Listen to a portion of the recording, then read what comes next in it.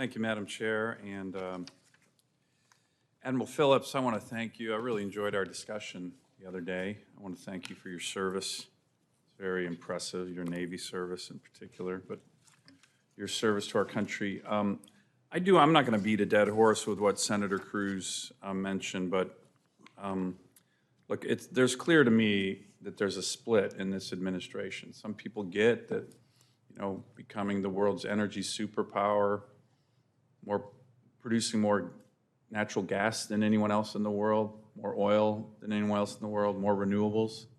Until recently, that's where we were. This is just, it's a good thing, right? And I'm not even going to question you. You're a military person, 30 years in, very, very sharp, very impressive. So it's just kind of a no-brainer. What's going on, there's a split in this administration. Certain people get this. By the way, if you increased exports of LNG to our partners in Asia in particular, significantly, there's studies that show that global greenhouse gas emissions would decline. So I think, Senator, I'm not going to dwell too much. I had no intention to, but this is a really important issue to me, too. It's actually important to any American. Right? Unilaterally disarming our energy sector just makes no sense. And the hostility from some quarters, not all, of the Biden administration on this just makes no sense. So I think the worry is if you go through that 9-step process, it looks good, the laws, and Gina McCarthy or John Kerry call you, say, hey, Admiral, shut it down, sorry. That's what I worry about, right? So you won't accept outside influence like that if you decide on your own merits that something like this meets the statute, would you? They're doing it. I just want to make sure you're someone who I don't think would succumb to that kind of pressure. So, Senator, thank you for your question, and thank you for your time discussing the matters important to you in Alaska and others. I appreciate that. My response, of course, as you are aware, I am not in the building. I'm not yet in the building, so I do not have details on some things, certainly.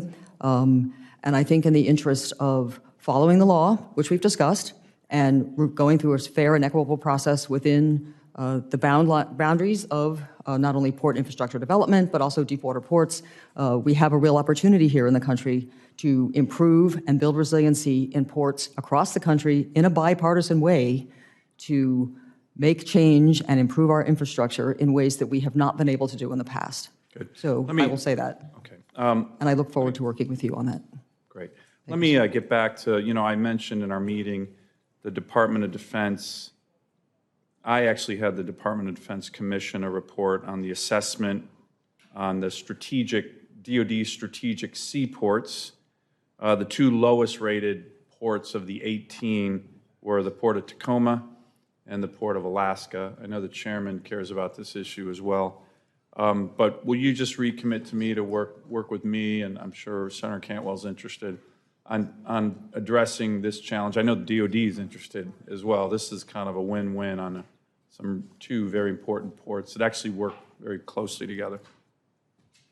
Yes, Senator. Should I have the honor to be confirmed, I do look forward and commit to working with you and your staff and with this committee more broadly, in particular to, as discussed, work on port infrastructure development nationwide, and of course, with consideration, thank you for forwarding the study that you forwarded to me yesterday. I did review it and look forward to working with other federal entities, DoD and others, to make progress in, again, building resilience and sustainability across America's port infrastructure. Let me ask a question I didn't get to ask you yesterday, and it was just news. You and I weren't involved in this, but as you know, the Port of Anchorage has had this long-running lawsuit against Merit on the port. The judge, the Federal Court of Claims judge, ruled the other day in favor of Anchorage. And, my own view has been we need to settle this and move on, right? I just want to get a commitment from you. There's going to be a damages award element of this. I have no idea if it's going to be $1 or several hundred million.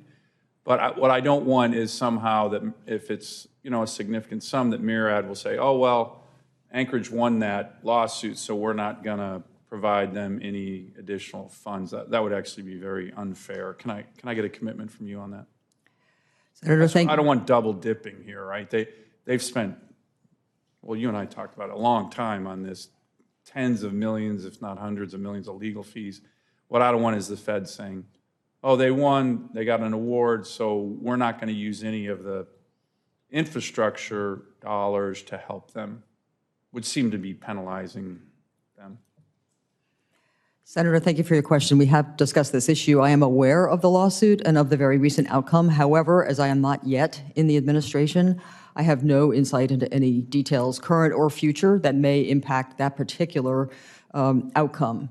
What I can commit to you is that applicants to the PIDP program, the Port Infrastructure Development Program, will get a fair and equitable review of their application, irrespective of who they are, so that we can move forward, again, to take advantage of this generational opportunity for America's port infrastructure.